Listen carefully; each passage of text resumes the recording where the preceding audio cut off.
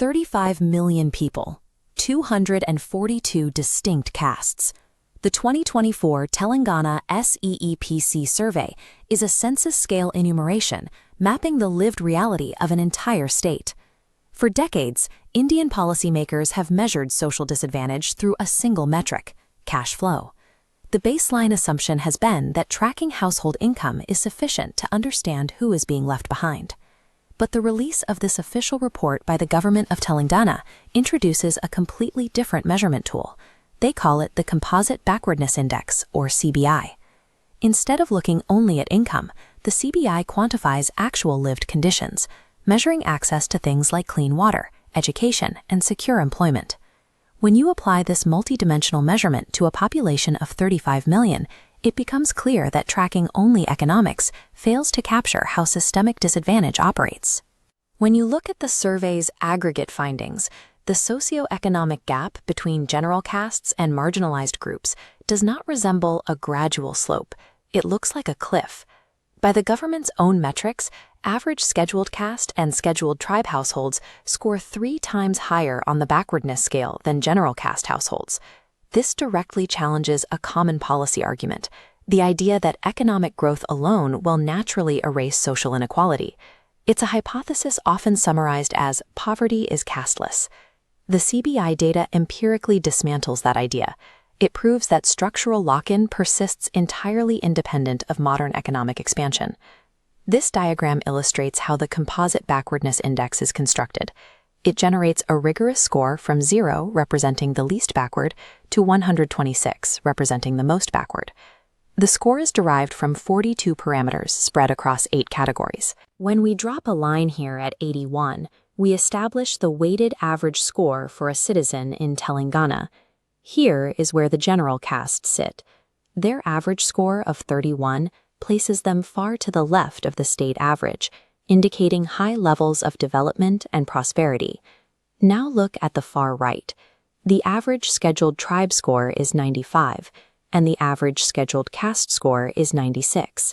The visual distance between 31 and 96 represents a massive disparity in lived reality. This is not a small subset of the population. 135 distinct castes sit entirely above that state average line.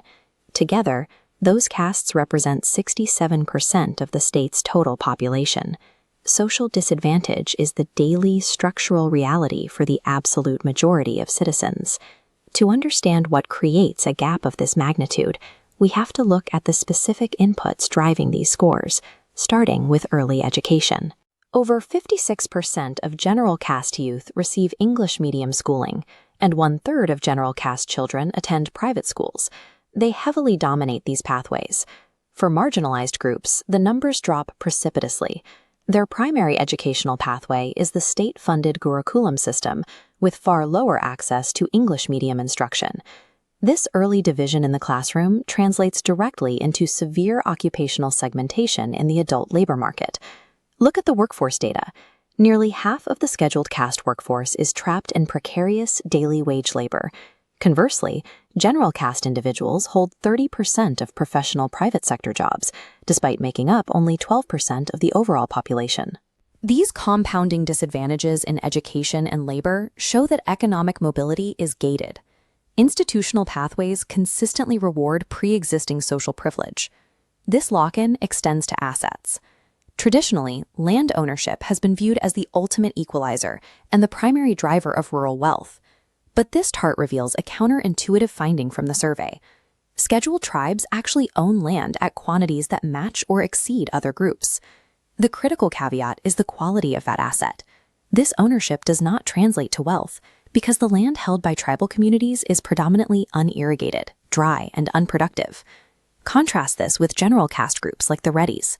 They own a share of high-value, productive land that is nearly 3 times their share of the population. The data confirms that the nature and quality of an asset dictates upward mobility far more than its mere presence. The Independent Expert Working Group conducted one specific empirical test to address the casteless poverty hypothesis. They isolated an income bracket, looking only at households earning below 1 lakh rupees annually. These are the extreme poor. The logic is straightforward.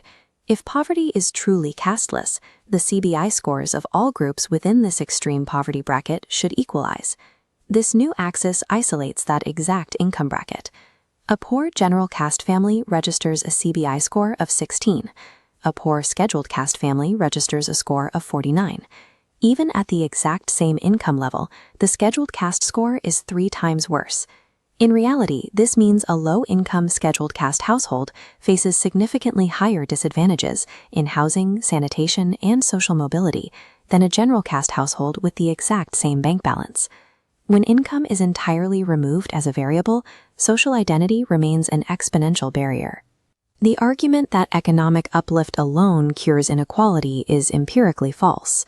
This high-resolution data also exposes severe flaws in how the government currently groups populations together for administrative purposes. Look specifically at the backward classes, the BC designation. This is an umbrella administrative category that covers millions of people. This scatterplot maps the castes within that BC category. The variance is massive.